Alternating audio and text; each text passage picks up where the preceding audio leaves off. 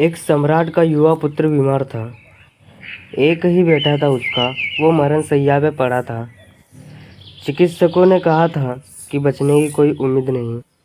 उस रात ही उसका दिया बुझ जाने की संभावना है। सम्राट रात भर जाग कर बैठा रहा। सुबह सुबह बोर होते होते उसको झपकी लग गई। सम्राट अपनी कुर्सी पर बैठे बैठे ही 5 बजे के करीब सो गया। सोते ही भूल गया उस बेटे को जो सामने खाट पर बीमार पड़ा था, उस महल को जिसमें बैठा था, उस राज्य को जिसका मालिक था। एक सपना आना शुरू हुआ। उस सपने में उसने देखा कि सारी पृथ्वी का मालिक मैं हूँ। 12 बेटे हैं उसके, बहुत सुंदर स्वर्ण जैसी उनकी काया है। बहुत स्वस्थ, बहुत बुद्धिमान, पूरी पृथ्वी पर फैला हुआ राज्य। सोने के महल है उसके पास, बहुत आनंद में है। और तभी बाहर लेटे हुए बेटे की सांस टूट गई। पत्नी छाती पीटकर रोने लगी। रोने से नींद खुल गई सम्राट की। आंखें खुलते ही खो गए वो सोने के महल, खो गए वो 12 बेटे, खो गया वो पृथ्वी पर फैला साम्राज्य। देखा तो बाहर बेटा मर चुका है। पत्नी रो रही है, लेकिन उसकी आंखों में आंसू नहीं आए, होठों पर हंसी आ गई। सम्राट की पत्नी कहने लगी, क्या तुम पागल हो गए हो? बेटा मर गया है और तुम हंस रहे हो। वो सम्राट कहने लगा, मुझे हंसी किसी और बात पे आ रही है। मैं इस चिंता में पड़ गया हूँ कि किन बेटों के लिए रोऊं। अभी अभी 12 मेरे बेटे थे, सोने के महल थे, बड़ा राज्य था, तो वो मेरे सारे महल छीन गए, मेरा पूरा राज्य छीन गया, मेरे 12 बेटे छीन गए। आँख खोलता हूँ तो वे सब खो गए हैं। और ये बेटा तब तक आँख बंद थी, खो गया था। मुझे पता ही नहीं था कि ये मेरा कोई बेटा है और इसकी माँ कौन है। जब तक ये 12 बेटे थे, इस बेटे की मुझे कोई याद नहीं। और जब ये बेटा दिखाई पड़ रहा है तो वो 12 बेटे खो गए। अब मैं सोचता हूँ कि मैं किसके लिए रोऊँ? उन 12 बेटों के लिए, उन सोने के महलों के लिए, उस बड़े राज्य के लिए, या इस एक बेटे के लिए? और मुझे हंसी इसलिए आ रही थी कि ये दोनों कहीं सपने ही तो नहीं हैं। एक आँख बंद का सपना, एक आँख खुले का सपना। क्योंकि जब तक आँख बंद थी तो ये भूल गया था, और जब आँख खुली तो वो सब भूल गया। एक सपना है जो आँख बंद करके देखते हैं, और एक सपना है जो आँख खोल कर देखते हैं, लेकिन वो दोनों ही सपने हैं।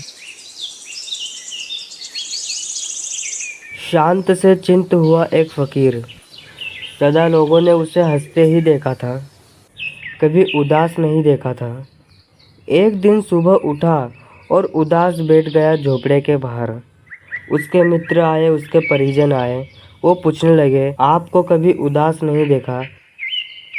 चाहे आकाश में कितनी भी घनघोर अंधेरी छाई हो, और चाहे जीवन में कितने भी दुख के बादल छाए हो, आपके होठों पर हमेशा मुस्कुराहट देखिए। आज आप उदास क्यों हैं?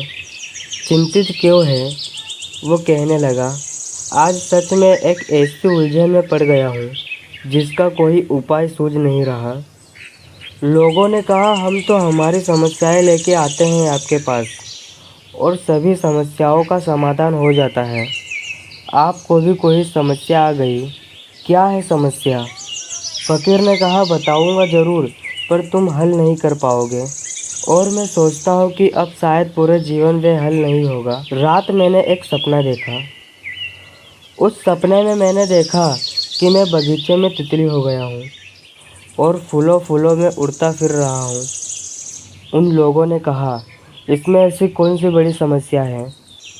आदमी सपने में कुछ भी हो सकता है। फ़कीर ने कहा, मामला यही होता तो ठीक था, लेकिन जब मैं जागा तो मेरे मन में एक प्रश्न खड़ा हो गया कि अगर एक आदमी सपने में तितली हो सकता है, तो कहीं अब ऐसा तो नहीं कि तितली सो गई हो और सपना देखती हो। मैं सुबह से परेशान हूँ। अगर आदमी सपने में तितली हो सकती है, तो तितली भी तो सपने में आदमी हो सकती है। और मैं तय नहीं कर पा रहा हूँ कि मैं तितली हूँ जो सपना देख रही है आदमी होने का, या कि मैं आदमी था जिसने सपना देखा था तितली होने का। अब ये कौन तय करेगा? मैं बहुत मुश्किल में पड़ गया हूँ। अब शायद ये कभी तय नहीं हो सकता। जो हम बाहर देखते हैं वो भी एक खुली आँख का सपना तो नहीं, क्योंकि आँख बंद होते ही वो मिट जाता है और खो जाता है।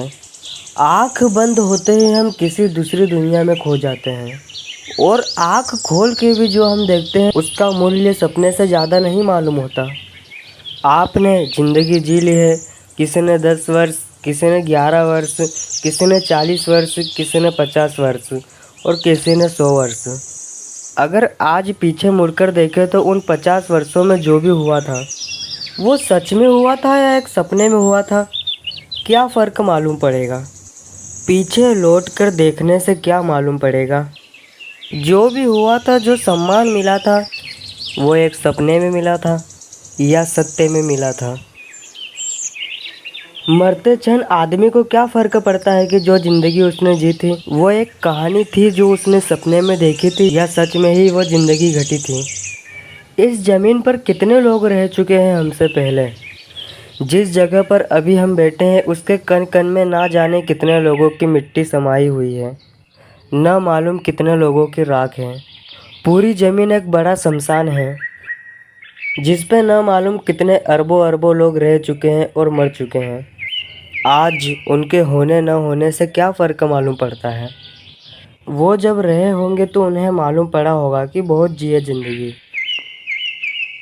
न उनकी ज़िंदगी रही न वे रहे, सब मिट्टी में खो गए हैं। आज हम जिंदा बैठे हैं, कल हम भी खो जाएंगे। आज से 1000 वर्ष बाद हमारी राख पर लोगों के पैर चलते होंगे।